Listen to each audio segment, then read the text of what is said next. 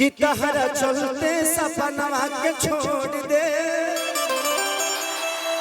कि तहरा चलते सपनवा के छोड़ दे, अजहिया फुर्सत में मिलबू धके तोड़ दे। कि मुस्की पे राजा के लोभा गईनी, कि जैसन सोचले रही हम वैसन सखी रे बरपा गईनी।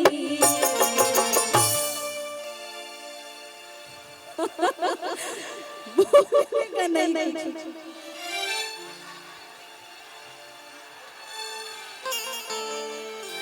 कि तोह के बांधे खातिर लगे जलतार नहीं थे,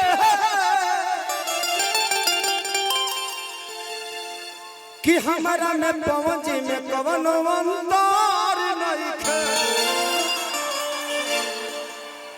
हम दोनों भाई हैं, आप वहां रहिए मेरे पास रहिए, हम दोनों सर्विस बराबर देंगे। मैंने स्टेज शो, गाना बजाना, सिनेमा, हम दोनों का काम एक ही है ना जी। आप दोनों मेरी जान हैं। वो धड़कन है तो आप दिल हैं। तू एने घुमबू तने सर्विस में, जब वो पीछे रहबू तो पीछे से पई तहार जवाब नहीं खे डिम्पल, तू कम आदमी बाड़ू, पागल कर देबू। तहार जोड़ा बाबू कि हम हमार जोड़ा के हो नहीं कि हम भी जोड़ बनी हो, कि तहर जोड़ा न दोसर जनाना ये जाना, कि कवन दिवता की गोहल सवार हो, हमरा खातिर जमीन पे उतारल हो, तोहरी अखियां बकैले दीवाना ये जाना, तबड़ू अनमोल जैसन खजाना, बोल के करके कर बनबू जनाना ये जाना। आप सबको क्या मजा आ रहा है?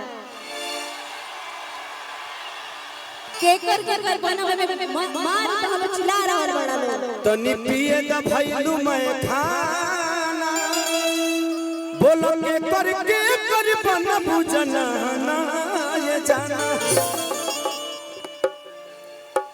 तनी लेबे दे हमरा के मजा, लीजिए ना मजा, मैं तो हूँ यहीं पे, आप लीजिए, मैं देने के लिए रेडी हूँ। तू गलत, तू हमरा के बिकी डोनर बुझातर अपना के सनी लीवन ना, मैं सनी लियोनी और डिम्पल सिंह करती हूँ बॉस। हमनी के कहीं शुरू हो जाए सौकर जगह पर किनारे घर दुआर जब बाबा तइने उन्हें कहला के कौन काम भाई लोग का कही इतना मोबाइल चलता, हमनी के एको को अंग वायरल हो जाए तो दिक्कत हो जाए। कोई अंग वायरल नहीं होना चाहिए, तुम अपना अंग अपने पास रखो, मेरा अंग मेरे पास रहने दो, है ना। कि तहरा संगे खिंचावल फोटो आज ही आई बारात त डोली में गोली मार दे, कि तहरा चलते सपनवा के छोड़ दे, कि तहरा चलते सपनवा के छोड़ दे, अजहिया फुर्सत में मिलबू धके तोड़ दे।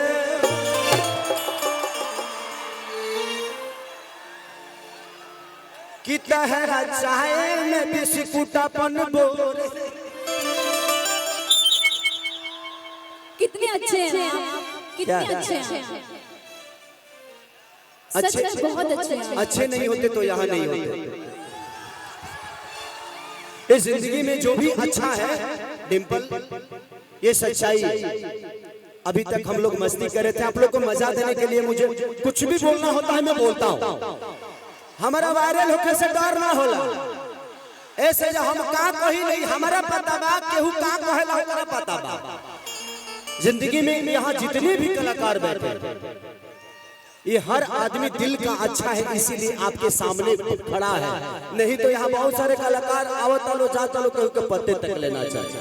सुनिए ना, आपके लिए दो शब्द बोल रही हूँ, हमेशा बोल प्यार किया बदनाम हो गए, प्यार किया बदनाम हो गए, चर्चे हमारे सरियाम हो गए। जालिम ने दिल उस वक्त तोड़ा जिस वक्त हम उसके प्यार के गुलाम हो गए।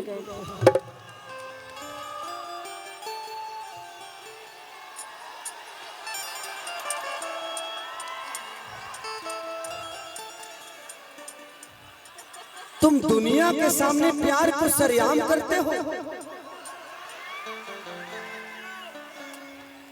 तुम दुनिया के सामने प्यार को सरेआम करते हो। पगली ये बता दो कितने लोगों से प्यार करते हो।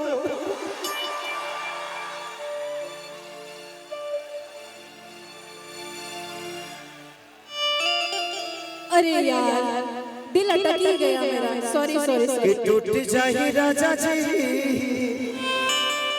पहला प्यार, पहला प्यार। तू तो अपन करेक्टर चेंज कर देलू, पता नहीं चला।